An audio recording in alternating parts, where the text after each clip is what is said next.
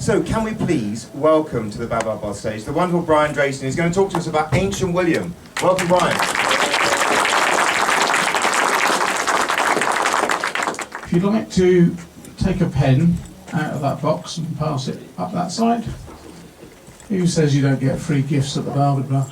And if you'd like to take a pen and pass it back there, and I'll explain the pens at the end of the talk. Right. Ancient William. If you're good at Archiva's cryptic crosswords, another name for Ancient William? Old Bill. So, I'm going to talk to you briefly about a part of my time in the Old Bill. But before I start, who was alive? Who's been born since 1974? Oh, there's a few of you. Well, here you are. For your information and the reminders of the others, 1974. That was the year Ed Stewpot Stewart, who is I think the only 70s radio presenter we can mention anymore, opened the first McDonald's in the UK in Woolwich, November 1974. Bagpuss started. Who thought he was 49?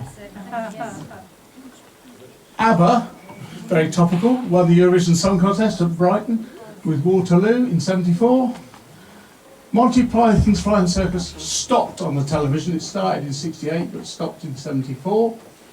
Tom Baker became the fourth Doctor Who. And Blazing Saddles was one of the top films that year. It was a very bad year for films, you could tell, if that's the best one I could come up with. But there we are, that was one of the top films that year. And me.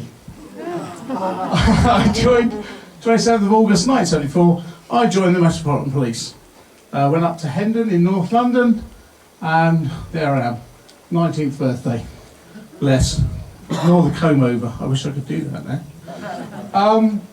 Until that time, until recently, before then, you had to be 6 foot to go to Cannon Row Police Station. You can see they lessened that a bit by the time I joined. But I became known as a metronome. But yes, after about 2 weeks into Hendon, you were told where you were going to serve for at least the next 2 years. And I was posted to a police station called Cannon Row, which as an innocent lad from the middle of Wiltshire meant nothing to me. But I soon got an inkling. Because every male officer, when they left Hendon, got a helmet and a flat cap. Not if you were going to Cannon Row. You got 2 helmets. Which was sort of an idea that you were going to be doing a lot of walking and a car, forget about it, for several years. I say walking because Cannon Row was mainly tourists. It covered Trafalgar Square, Buckingham Palace, 10 Downing Street, Westminster Abbey, Houses of Parliament, St James's Palace, you name it. It was a tourist spot and it was on Cannon Row's ground. So, although I say walking, because of that, a lot of times we had to stand still. We had protection posts that had to be covered 24 hours a day, 365 days a year. 6 of them were just protecting number 10, 1 inside, 2 and 3 outside, 4, 5, 6. St James's Palace, King Charles Street, and each side of Parliament Square. You didn't get the whole square, you got one side for 8 hours, and you were sort of allowed to say hello on the corner, but then you had to spar and go back around again. So yeah, interesting day, interesting times there. And my first solo gig at Cannon Row, New Year's Eve 1974. The Christmas tree that Norway give us every year. Sometimes they obviously think a lot of us and other times not too much with the standard of the tree. But when that got put up, that became a protection post as well. So you had to stand there 24 hours a day. But New Year's Eve, oh no, you had some friends with you. I was part of a serial, that's 1 inspector, 2 sergeants and 20 PCs, whose job that night was to protect the Christmas tree. That was it. And because it was my first time out, and I was, brand spanking new, and this young lady spent all night trying to convince me to have a drink out of her bottle of scotch. I kept saying, no, I can't, I'm on duty, I'm not allowed to drink, I'm not allowed to. She eventually came over and she said, the inspector, he said you can drink. So I look at him, So as I take a drink of the scotch, the man next to her climbed over the fence and went up the tree. So I felt very, very silly. And a few years later, of course, people sort of told me, well, not everything that's yellow-coloured in a bottle marked whiskey is necessarily whiskey, and they themselves wouldn't have drunk from it, but there we go. So Trafalgar Square was a normal place anyway. There's me, 1974, with a stray dog on the end of this actual whistle train, because they don't give you spare leads. Notice the belted tunic, the sleeves that are too short on the jacket, the helmet that is like a pimple. That man's flares are incredible.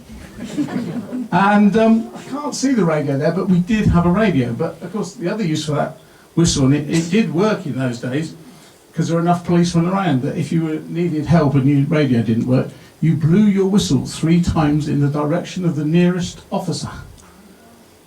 I heard it used once, and it did work. But there we go.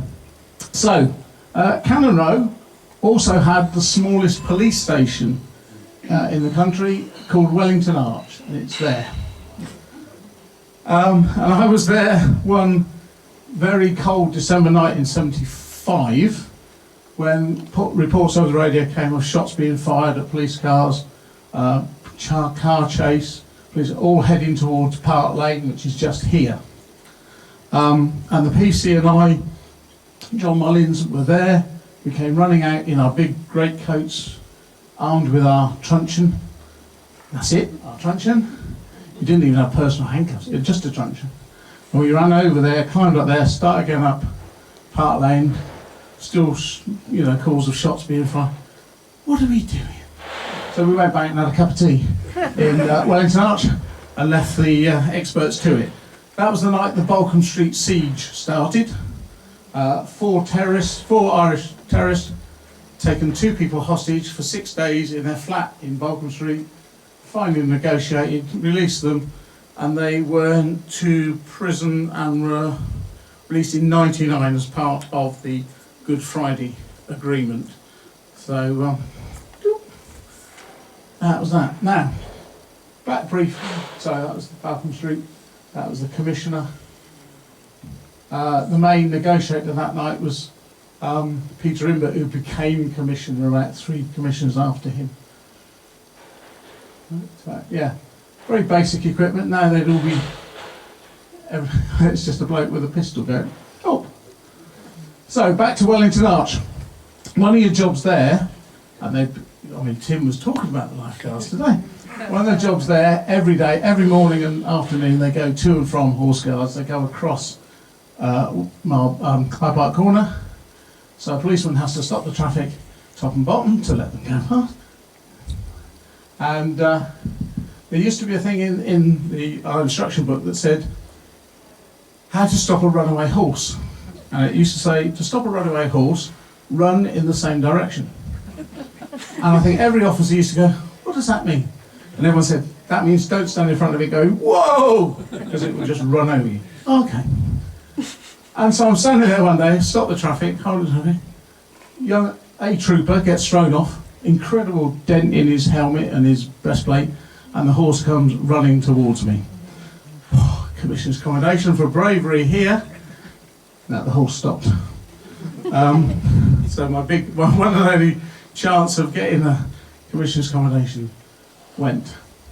Also, I've just got to say, in that building, and it's the only time I wish I'd stolen something, there was a report book in there from the last year of the Second World War, and it had a whole page about how a sergeant had called the fire brigade to put a bonfire that people celebrating VJ night had built, and the fire brigade not unreasonably said, we're not going to put it out, mate, it's the end of the war. But this sergeant got his knickers in a twist over the fact the fire brigade wouldn't put this celebratory fire out, bless him. So, you remember I said I got 2 helmets?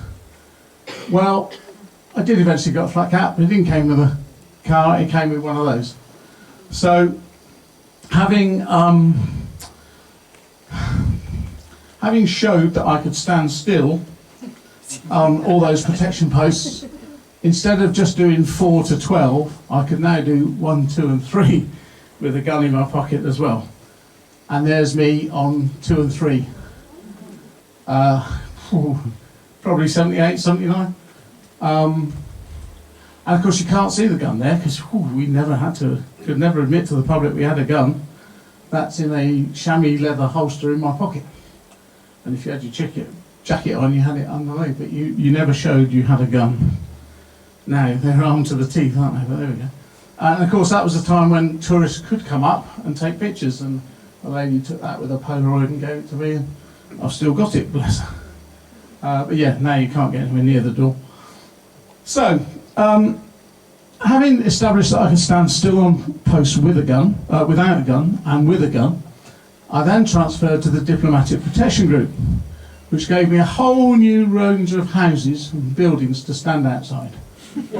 So I had the German Embassy, Margaret Thatcher's house in Chelsea, Ted Heath's house in, what's that, off Belgrave Square, Belgravian, and the Turkish Embassy. The Turkish Embassy, about that time, the Turkish ambassador to Britain was about the only one who hadn't been shot anywhere in Europe. So I never ever stood there. I stood over here, and often had my hand on my gun when he was coming in and out, because you imagine the ricochets in that. No, I wasn't going to stand there and be part of that, but luckily he was never shot, bless him. It also included the Iranian embassy. Used to go down the steps down there and have the most disgusting coffee, and I've got a feeling that might be what Trevor Rock was doing the day they got in. But luckily I wasn't there for that. I was on my motorcycle, of course. Well, I got taken off it after one day because I passed probation exams. They said, no, you can't do it. Yeah, glad I wasn't there for that one. Now, I'm going to explain, I will just say, back at Ted Heath's house, for some reason, that was the easiest place that I could learn all the stuff I had to do for my promotion exam. So perhaps part 2 might be what happened after I passed the promotion exam. But there was something about Ted Heath's house that was just, it sunk in. Perhaps it was because the lady 2 doors up on the other side was Dutch and made this thing called coffee that wasn't just what we had then, which was white coffee, black coffee, or hot milk. It was this strange stuff called cappuccino and latte and all that stuff. And also the other house up from that was owned by the American Embassy, and whichever member of staff got that house had to put a flask of coffee outside every night for the policeman on Ted Heath's house, bless him. So back to the pens. Very first time out on my own to report a motorist for an offence in Parliament Square. He drove through those red traffic lights. Saw him, thought, oh, he's mine. But of course he'd gone through the red lights, so I couldn't really stop him because he'd gone. So imagine my joy as I saw him drive all the way round the square and come back. Obviously a lost tourist, who I wouldn't be such a to give anything to now, but he had to be reported for this heinous offence. What followed then scarred me for life. I had to borrow a pen off of the driver to report him for going through the red traffic light. 2 things. One, I'm glad there weren't phones in those days. Say that again, officer, say that again. And he actually gave me the pen. He lent me a pen. And since that time, I have never, ever been without a pen. Often 2. Beaches, anywhere, I've always got a pen. I might have a piece of paper, but I've always got a pen. So have that pen on me, always have a pen. And if you've got any left over, Tim needs them for his caption competitions. Thank you. Thank you, Brian.